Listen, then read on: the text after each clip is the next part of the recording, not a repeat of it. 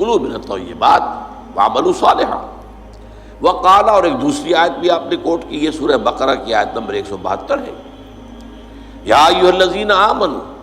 کلوا من طیبات ما رزقناکم، دیکھو کھاؤ ان پاک چیزوں میں سے جو ہم نے تمہیں دی۔ گویا کہ اکل حلال، رزق حلال، رزق طیب، حلال اور طیب، یہ ہے در حقیقت جس کا حکم دیا جا رہا ہے، رسولوں کو بھی دیا گیا اور اہل ایمان کو بھی دیا گیا۔ ثم ذکر، اب یہ ہے اس حدیث کا وہ ٹکڑا کہ جو لرزہ طاری کر دینے والا ہے۔ پھر حضور نے ذکر فرمایا الرجل، ایک ایسے شخص کا، یطیل السفر، جو بڑا لمبا سفر کر کے آیا ہے۔ حدیث میں صراحت نہیں ہے لیکن گمان یہ ہے کہ یہ حج کا سفر ہے۔ ایک شخص دور دراز سے اور احرام باندھ کے آیا ہے، ظاہر بات ہے کہ اس زمانے میں سفر جو ہے، فرض کیجئے کوئی شخص مدینے سے چل کر آیا ہے مکہ حج کرنے کے لیے، تو 7 دن کا سفر تو اس کا ویسے ہی ہے اونٹ کے اوپر۔ اب کیا اس کا حال ہو جاتا ہوگا، احرام کی پابندیاں، نہاتا بھی نہیں ہے، مبادا کو بال ٹوٹ جائے، دم دینا پڑ جائے، اس حوالے سے اور انتہائی احتیاط کے ساتھ جو ہے، اور وہ چل رہا ہے اور 7 دن کا سفر کیا ہے، تو کیا حال ہوا ہوگا؟ کپڑے میلے بوسیدہ، احرام میلا اور بوسیدہ ہو گیا ہوگا، بالوں کے اندر جو ہے وہ پراگندہ ہوں گے بال، اب اس کے اندر جو ہے وہ چونکہ کوئی نہ کوئی تیل ڈالا گیا، نہ خوشبو ڈالی گئی، نہ اسے انہیں جو ہے دھویا گیا، تو فرمایا ثم ذکر الرجل یطیل السفر اشعث اغبر، بال پراگندہ بھی ہے اور غبار آلود بھی ہے، اونٹوں پر سفر کیا ہے۔ اور ظاہر بات ہے کہ قافلہ جب چلتا ہے اونٹوں کا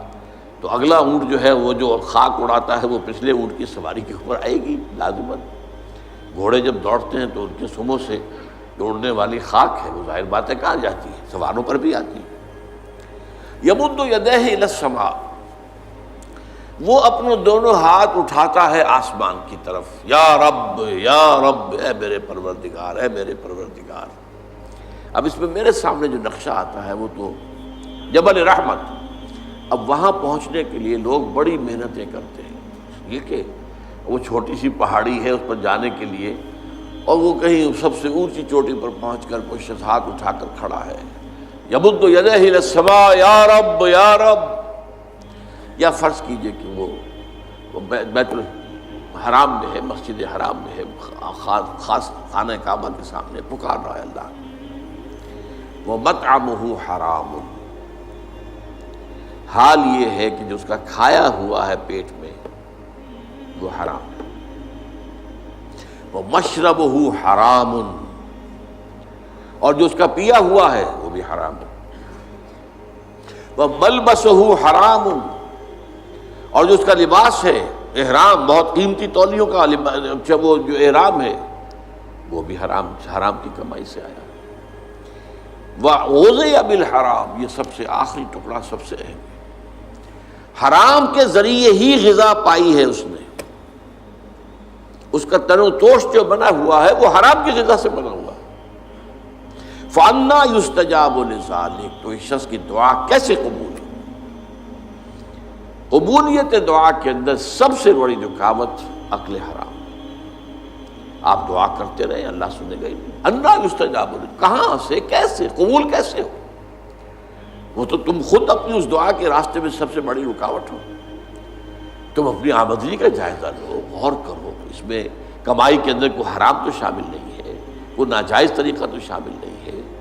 کوئی براہ راست سود کا عنصر تو نہیں ہے، بالواسطہ سود جو ہے وہ تو نہ میں بچا ہوا ہوں نہ آپ بچے ہوئے ہیں، پورا ہمارا معاشی نظام جو ہے وہ سود پر مبنی ہے۔ ایک گندم کا دانہ بھی ہم کھاتے ہیں تو اس میں سود ہے، اس کے لیے بیج خریدا گیا سودی قرضے پر، اس کے لیے فرٹیلائزرز خریدے گئے سودی قرضے پر، اس کے لیے پیسٹی سائیڈز خریدے گئے سودی قرضے پر، ٹریکٹر خریدا گیا سودی قرضے پر، تو ایک ایک دانے میں سود ہے۔ وہ سود تو میرے اندر جا ہی رہا ہے، اس کے بغیر تو چارہ نہیں ہے۔ یا ہوا میں، جیسے کہ حضور نے فرمایا صلی اللہ علیہ وسلم کہ ایک زمانہ آئے گا کہ چاہے کوئی شخص سود کھائے گا نہیں، لیکن سود کا غبار یا دھواں، غبار یا دخان کا لفظ ہے دھواں، اس کے اندر ضرور جائے گا۔ فرض کیجئے کہ فضا کے اندر ڈسٹ سسپینشن ہو گئی ہے، گردہ ہے، اب ظاہر بات ہے سانس تو آپ کو لینا ہے، سانس تو لینا چھوڑ نہیں سکتے، آپ مر جائیں گے، کیسے ہوگا؟ سانس کے ساتھ غبار لازم بن جائے گا، اندر پھیپھڑوں میں جائے گا، کوئی آپ کو روکنے کا کوئی ذریعہ آپ کے پاس نہیں ہے۔ یا کہیں جو ہے جو دھواں بھر گیا ہے،